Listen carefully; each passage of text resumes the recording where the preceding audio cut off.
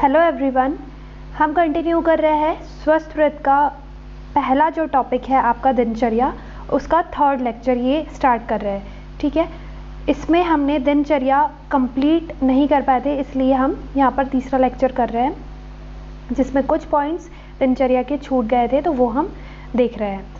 इसमें सबसे पहले हम देखेंगे अनुलेपन। तो अनुलेपन क्या है, सबसे पहले आपको इसका रेफरेंस बताना है कि ये सुश्रुत चिकित्सा स्थान में अध्याय 24 में मिलता है इसका वर्णन। और इससे क्या क्या लाभ मिलते हैं, तो लेप सौभाग्य को देने वाला, वर्ण को उत्तम करने वाला, प्रीति, ओज एवं बल को बढ़ाने वाला तथा श्वेत की दुर्गंधि, विवर्णता और श्रम नाशक होता है। स्नान के समान लेप का भी निषेध है। तो जैसे हमने स्नान के बारे में निषेध पढ़े थे कि वो मुख रोग में और दूसरे अन्य बीमारियों में नहीं किया जाता है, वैसे ही अनुलेपन भी उन जगह पर निषेध होता है।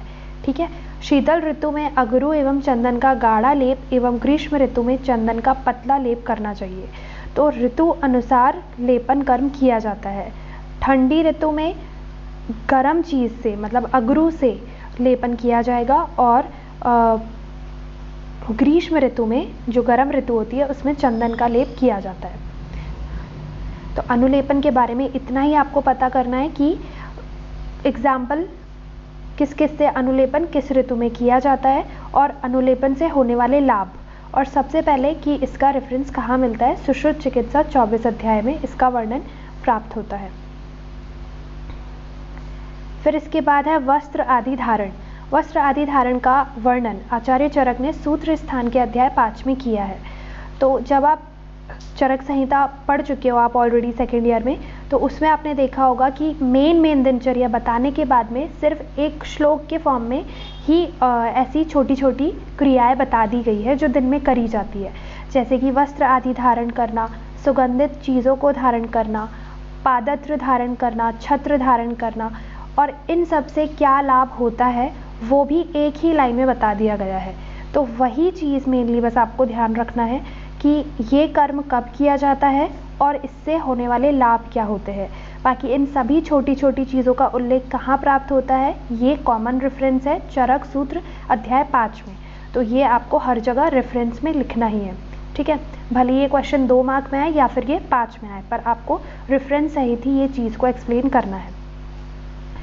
निर्मल स्वच्छ वस्त्र पहनने से मनुष्य को काम्य होता है। ठीक है, वस्त्र जो अगर स्वच्छ वस्त्र का धारण किया जाएगा तो वो काम शक्ति को बढ़ाने वाला होता है, तभी इसे काम्य बोला गया है। यश और आयुष्य होता है। यह अलक्ष्मिघ्न अर्थात दरिद्रता नाशक होता है, चित्त को प्रसन्न करने वाला है एवं राजाओं की सभा में प्रशंसित है। तो ये वस्त्र आदि धारण करने से लाभ होते हैं। सुगंधित पदार्थ एवं माला धारण करने से, अब ये दूसरी चीज़ है। ठीक है, वस्त्र आदि धारण करने के साथ में ही यहाँ पर सुगंधित पदार्थ का धारण करने से क्या लाभ होता है ये भी इसी पॉइंट में इंक्लूड कर लिया गया है। सुगंधित पदार्थ एवं माला धारण करने से पुरुषत्व, सुगंधि, दीर्घायु, काम्य, पुष्टि, बल एवं सौमनस्यता प्राप्त होती है एवं यह दरिद्रता नाशक है। तो सुगंधित पदार्थ और स्वच्छ वस्त्र धारण करने के समान ही लगभग लाभ है, बस कुछ चीज़ें यहाँ पर अलग बता दी गई है। जैसे सुगंधित पदार्थ सौमनस्य मतलब कि मन को बहुत अच्छा लगने वाला होता है। ठीक है, और स्वच्छ वस्त्र धारण में अलक्ष्मिघ्न और दरिद्रता बताई गई है जो कि सुगंधित पदार्थ में भी बताई जा रही है। रत्न एवं आभूषण धारण करना धन्य यानी कि धनी होने का चिन्ह है। यह मंगलकारी, दीर्घायु देने वाला एवं शोभावर्धक होता है, मन को प्रसन्न करने वाला एवं ओजवर्धक होता है। फिर सुगंधित पदार्थ के बाद में क्या क्रिया करी जानी चाहिए, तो रत्न और आभूषण का धारण करना चाहिए। अब इससे क्या लाभ होता है, तो ये मंगलकारी है, दीर्घायु को देने वाला होता है, मन को प्रसन्न करता है और ओजोवर्धक भी होता है। ठीक है, तो बहुत सारी ऐसी क्रियाएं हमने पढ़ ली है दिनचर्या में जो कि ओजोवर्धक होती है। एक बार मैं आपको बता दूं, स्नान भी परम ओजस्कर होता है। ठीक है, स्नान के बारे में ही ये स्टेटमेंट आई है, ये इम्पॉर्टेंट है। बाकी सभी को ओजस्कर मतलब बहुत सारी चीज़ों को और को ओजस्कर बोला गया है, जैसे रत्न और आभूषण धारण करने को भी ओजोवर्धक बोला गया है। और एक बार आप जब पूरा पढ़ोगे तो आप फिर देख लेना और किससे बोला है। दंड, पादत्र, छत्र धारण। तो इसका भी रेफरेंस वही है, चरक सूत्र अध्याय 5। दंड लाठी फिसलते व्यक्ति को सहारा होता है, शत्रुओं को हटाता है, शरीर का सहायक है, आयु को बढ़ाने वाला तथा सर्प आदि के भय का नाश करने वाला होता है। तो ये सब इसके लाभ है। ठीक है, कॉमन ही है, एक बार बस आपको पढ़ना है तो आपको ये ध्यान रह जाएंगे। पादत्र क्या होता है? पादत्र होता है खड़ाऊ, जूता या चप्पल। धारण नेत्रों एवं पैरों की त्वचा के लिए हितकारक, पैरों के कष्टों को नाश करने वाला, बलवर्धक, पराक्रम एवं सुखदायक तथा वृश्य होता है। छाता दुख का नाश करने वाला, बल्य, रक्षक, आच्छादन कारक, शुभ, धूप, वायु, धूल तथा पानी से बचाता है। फिर उसके बाद बताया है उष्णिष धारण। तो उष्णिष धारण क्या होता है? पगड़ी बांधने को उष्णिष धारण करना कहते हैं। ठीक है, ये आचार्य सुश्रुत ने चिकित्सा 24 में बताया है। सिर पर पगड़ी जिसको बोलते हैं उष्णिष, ठीक है, बांधने से पवित्रता रहती है, बालों की वृद्धि तथा वायु, धूप और धूल से रक्षा होती है। तो ये दिनचर्या खत्म हो गई है। दिनचर्या के पश्चात मध्याह्नचर्या भी बताई गई है, जिसका रेफरेंस है अष्टांग संग्रह सूत्र स्थान 3। तो यहाँ पर मध्याह्नचर्या हम पढ़ते हैं, ठीक है, और हम अभी रात्रिचर्या भी पढ़ेंगे। तो मध्याह्नचर्या में क्या क्या करना चाहिए ये अष्टांग हृदय कहते हैं। जिन कथाओं में प्रधानत धर्म की चर्चा हो, मध्य में अर्थ की चर्चा हो और उसी के साथ कुछ काम की चर्चा हो, मतलब ऐसा ग्रंथ जिसमें सब कुछ प्राप्त हो। स्टार्टिंग में धर्म की चर्चा हो, बीच में उसमें अर्थ की भी चर्चा हो और कुछ काम की भी चर्चा हो। ऐसे त्रिगुण कथाओं के द्वारा मध्याह्न प्रिय, शिष्ट एवं सहायकों के साथ व्यतीत करना चाहिए। ठीक है, तो ऐसे ही कथाओं को हमें मध्याह्न के समय पर पढ़ना चाहिए। इसका विस्तृत वर्णन सद्व्रत में किया गया है। तो सद्व्रत भी हम पढ़ने वाले हैं, ये भी आपका एक डिफरेंट टॉपिक है, उसमें भी आपको ऐसे पॉइंट्स कुछ देखने को मिलेंगे। ठीक है, तो मध्याह्नचर्या का वर्णन किसने किया है ये आपको याद रखना है, अष्टांग हृदय ने किया है, और इसमें क्या बताया गया है ये भी आपको ध्यान रखना है। दिनचर्या पालन का सौंदर्यवर्धक प्रभाव। अब ये आपके सिलेबस का ही पॉइंट है कि दिनचर्या पालन से सौंदर्य की वृद्धि कैसे होती है, मतलब कौन सी ऐसी दिनचर्या है जो कि इस चीज़ को बढ़ाती है। वह विज्ञान जिसमें त्वचा, दंत, नख, नेत्र एवं केश के सौंदर्य का अध्ययन किया जाता है उसे कॉस्मेटोलॉजी कहते हैं तथा इसके लिए प्रयुक्त सामग्री को कॉस्मेटिक्स कहते हैं। अब आयुर्वेद में दिनचर्या के अंतर्गत विभिन्न क्रियाएं हैं जिनका कि सौंदर्य वर्धक प्रभाव दिखाई देता है। तो सबसे पहला है ऊषा जलपान। ठीक है, इससे क्या होता है, इससे शरीर में जल की मात्रा बनी रहती है और त्वचा स्वस्थ रहती है। ये दो लाभ इससे प्राप्त होते हैं, इसलिए ये सौंदर्यवर्धक होता है। ठीक है, तो पहला मतलब हम स्टार्टिंग से ही जो दिन की शुरुआत से ही जो क्रियाएं कर रहे हैं उसी सीक्वेंस में हम ध्यान रखेंगे कि कौन सी क्रिया सौंदर्यवर्धक होती है। ठीक है, तो सबसे पहले तो हम ब्रह्म मुहूर्त में जागरण था, वो सौंदर्यवर्धक नहीं है। उसके बाद में ऊषा जलपान हम करते हैं, वो सौंदर्यवर्धक होती है, और कैसे होती है ये भी आपको मैंने बता दिया है।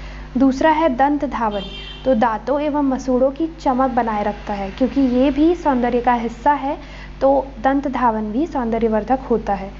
फिर मुख प्रक्षालन, तो मुखमंडल की त्वचा स्वस्थ रहती है तथा नीलिका, व्यंग, पीड़िका, मुख शोष आदि व्याधियां नहीं होती है। अंजन, नेत्र सुंदर एवं चमकदार बने रहते हैं।